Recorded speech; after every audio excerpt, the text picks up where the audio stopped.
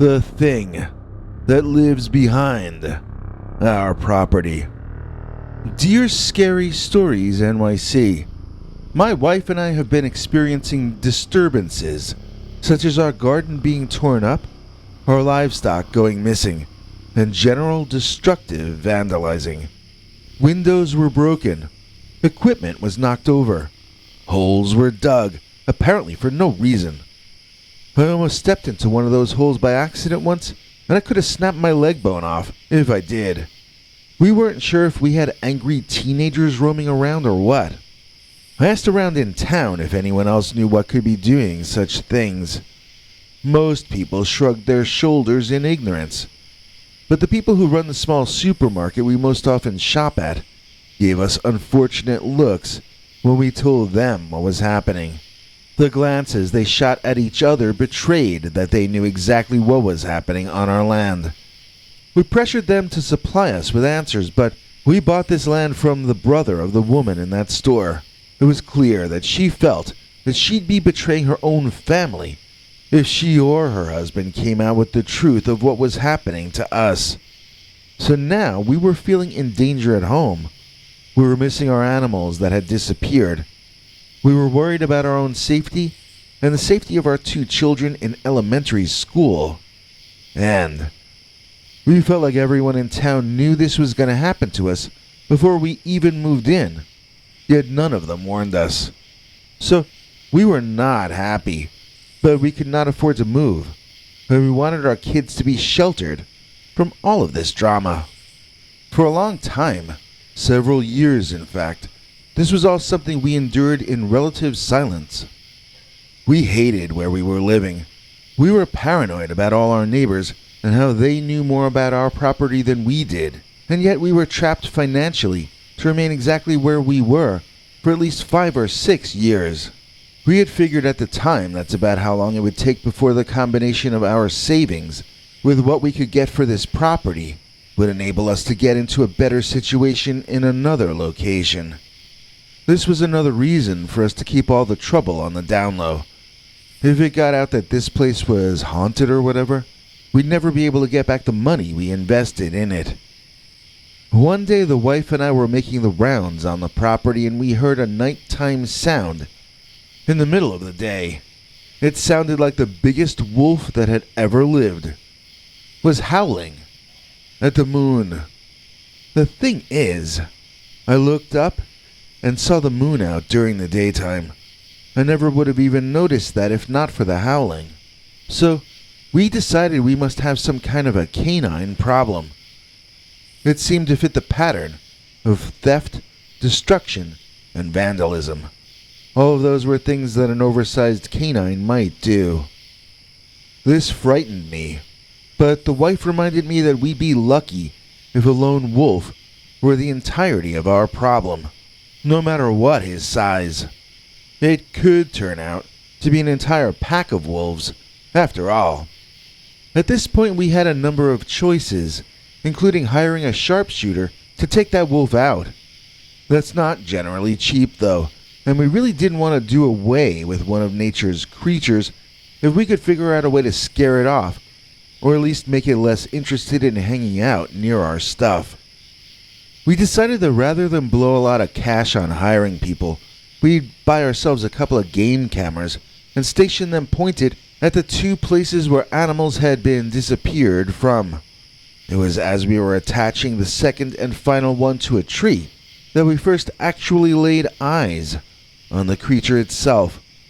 And I have to say that while it was indeed canine, it was not in any way merely a very large wolf. On top of that, it was not merely an upright walking canine either. This was either a hybrid or some new species, as it seemed like a man and like a wolf, and also like anything else foul and sinister that ever existed. This thing looked like a monster, and it also looked sickly.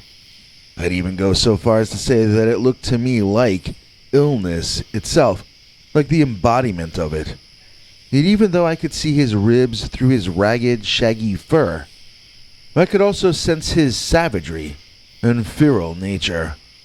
Although possessing a head which looked completely canine, its quick movements, and the fact that its tongue did not loll out of its mouth in a canine manner, gave it a vaguely rodent-like nature.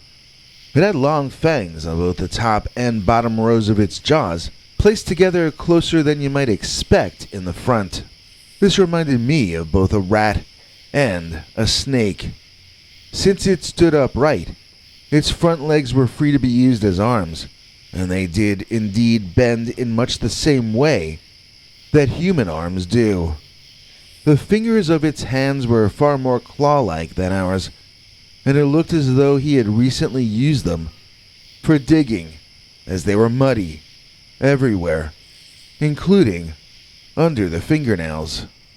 I now no longer had any doubt that our missing animals had been eaten, devoured by this huge yet scrawny monster dogman that we spotted spying upon us. Watching as he ran away, we saw his tail as well, and it was long, pointed, and slightly bushy by dogtail standards. This added new complications to the situation, but we had no more budget to deal with the dogman for that moment in time. We did the only thing we could do, which was that we slept on it. One of my wife's brothers, let's call him Roger, is a hunter, and he was giving us advice. It turns out that he himself saw a dogman some years back, and he advised us to keep this to ourselves, and other people we thought we could trust to keep quiet about it. There are 800 different reasons for this. You can probably guess most of them. The main one for us was and is that we need to eventually sell this land off and move. And that isn't going to happen if it gets out that a supposedly unkillable legendary man-beast is roaming around, eating your livestock. Roger told us about his dogman experience, and it gave the two of us an idea of what we should do to defend our property. You see, some years back, Roger was out hunting with a buddy of his who we can call Bud. They felled some large game, and as they made their way out of their blinds and toward their kill, they saw a blur of motion and activity ahead. When they finally arrived within sight of their destination, they discovered the carcass being defended by a very large canine. This one was not thin like the one on our property. It was ripped all over, very muscular. As the men approached, it reared back from its original quadrupedal stance and stood up like a man. This thing was probably 4 feet at the shoulder when down, and it stood as tall as a polar bear when up like that. Just monstrously tall, probably 10 feet or close to it. The coloring was a dark gray, which I don't think I've ever seen on a bear, and as Roger was insisting, its head and body appeared far more like a dog than like a bear. That's true for both when it was down or when it stood up. Our dogman, I think, looks old. He looks like he can still outrace me, but I can tell by his lighter gray fur that he's lived many years. The creature that Roger and Bud found themselves face to face with was 1.5 feet taller, probably, and much younger and more fit. I was very curious to hear what they did about this situation, and I told him just that. Well, it turns out that what he and Bud did was they turned and they ran back toward the road where they had parked their truck. I believe his quote was, "Sometimes you just gotta know when to retreat." Since my wife and I don't have the option of running away from our home, we didn't find this story very useful so far. But it was about to get better. Turning a few times to fire at the creature, they were able to prevent it from following too closely, and they made it back to the road. They had miscalculated where they emerged onto the 2-lane blacktop, though, and they found they had to run down the road for a while to get to where they parked their truck. I won't say the name of this road, but it was the first in the area to get phone poles put in that have streetlights attached to them.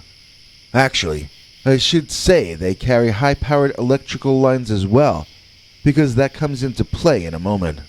So the two men finally did reach the truck, or they were in the home stretch running toward it, when out of the woods came crashing that huge, upright, canine-like hairy man thing.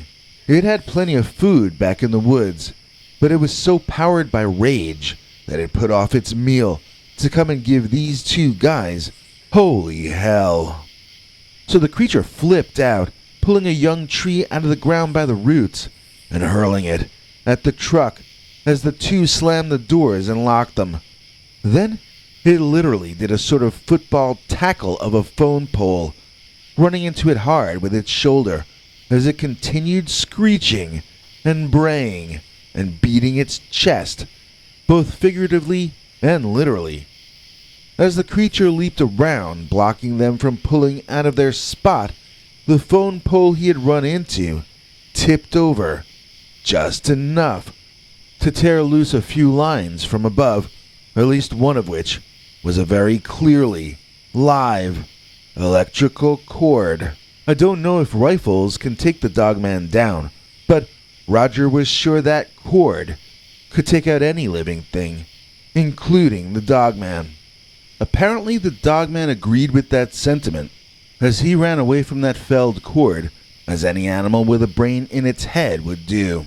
And speaking of having a brain in her head, my wife interrupted the story to ask if we could maybe just solve our Dogman problem by erecting an electric fence all around the forested perimeter of our property.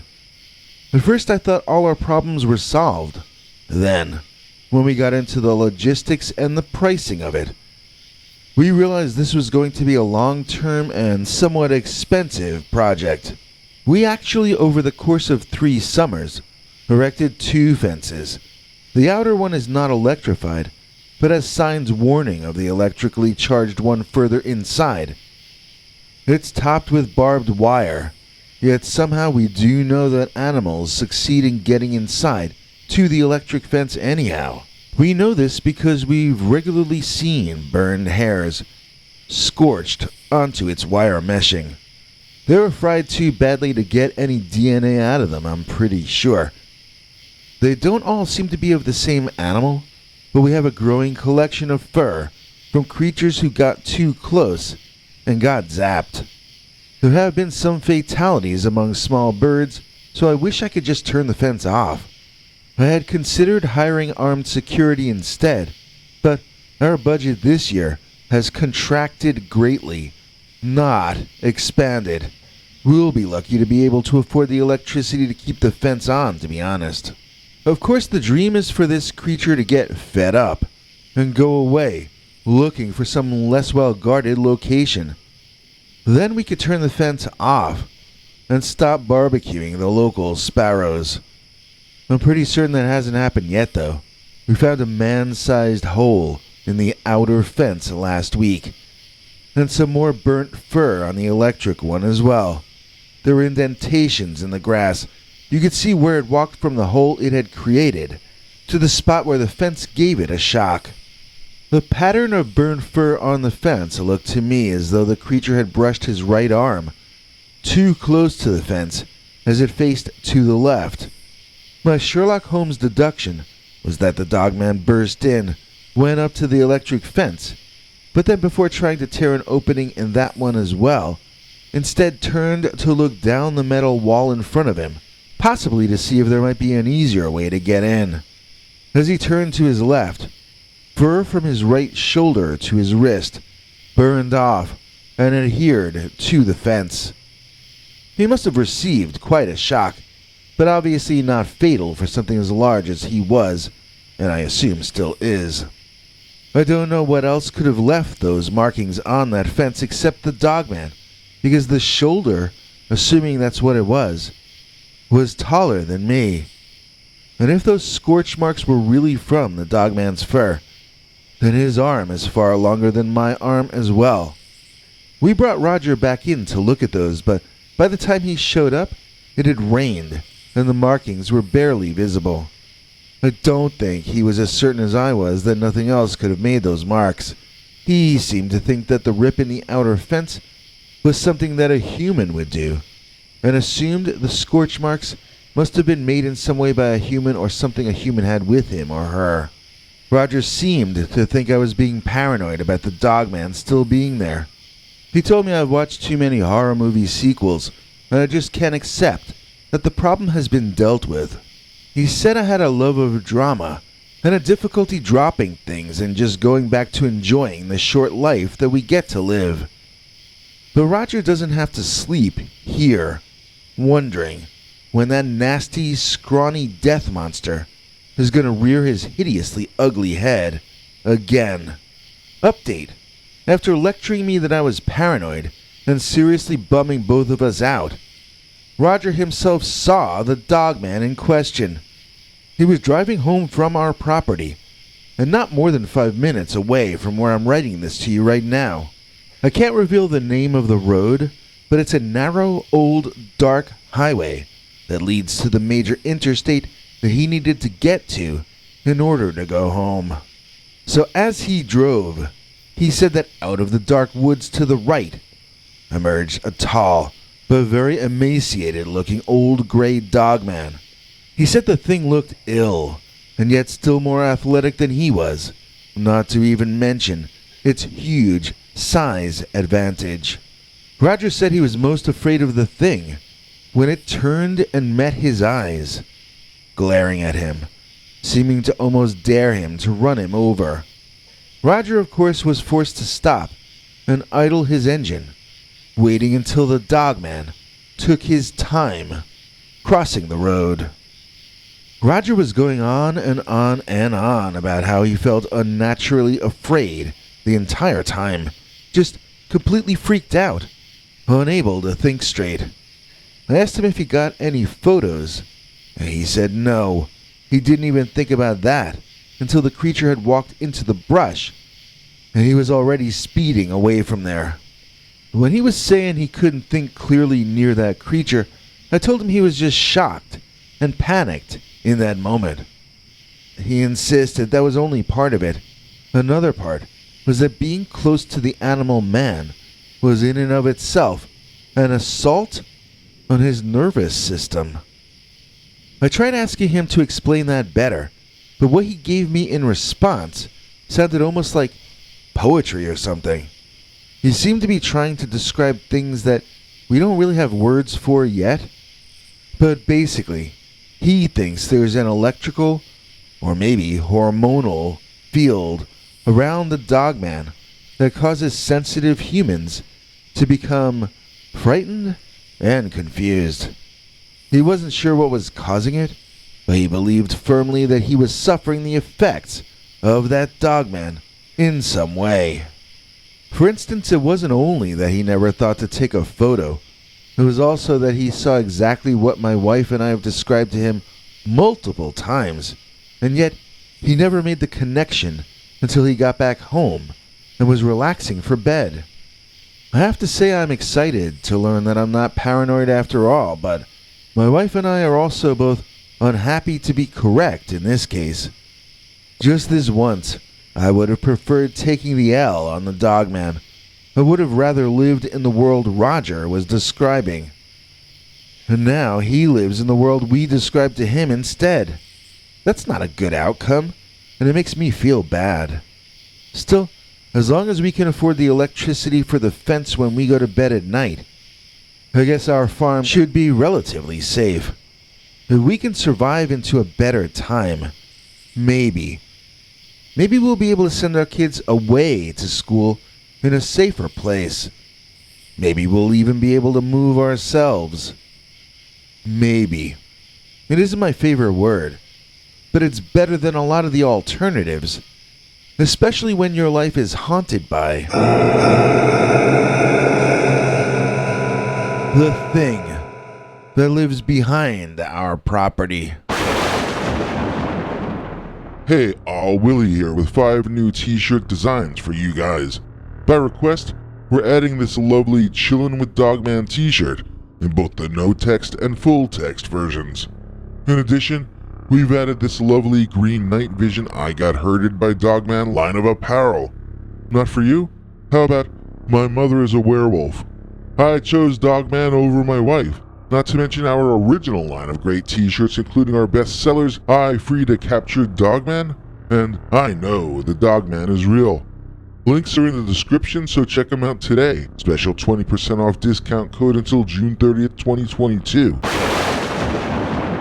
We would like to really thank our executive producer by the name of Franco. Did you know that you can become a channel member for as little as 99 cents a month? Franco Albi knows. And you get to see a new Secret Uncensored Dogman episode, 4 per month, for only 99 cents. That's a small price to pay for stories that are far too wild to ever run on this channel. Of course, you don't gain access to the over 25 hours of archived Secret Uncensored Dogman stories over a full 24-hour day of unending uncensored Dogman, which is available to all members at the $3 level or above. To go over a number of ways that you can help us and what perks you get in return, here's international TV spokesmongrel Henry Lee Dogman. Hank. Thanks, Biggie. And thanks to all of you for watching this far. If you liked it, please click like. If you'd like to see more of our work, please subscribe. And also click that bell icon if you'd like to be notified when we put out a new episode. To become an executive producer, you can donate to us through the thanks button under each of our videos or through our paypal.me/PeterBernard209 page. To receive cool perks like secret uncensored Dogman episodes far too wild to ever run on this channel, you can become a YouTube channel member by clicking the join button, or join our PayPal subscribers club at peterbernard.com. Joining either at the $3 a month level or above gets you access to our over 25 hours of secret uncensored Dogman stories available nowhere else. Do you have a scary story about Dogman or some other kind of high strangeness that happened to you? Let us know by emailing us at scarystoriesnyc@gmail.com or by leaving us a voicemail message at 804-LA-SCARY. You may need to call back on that one. It cuts off after, I think, 3 minutes. And if you don't want to do any of that stuff, thank you for simply watching to the end. Good night, and have a scary tomorrow.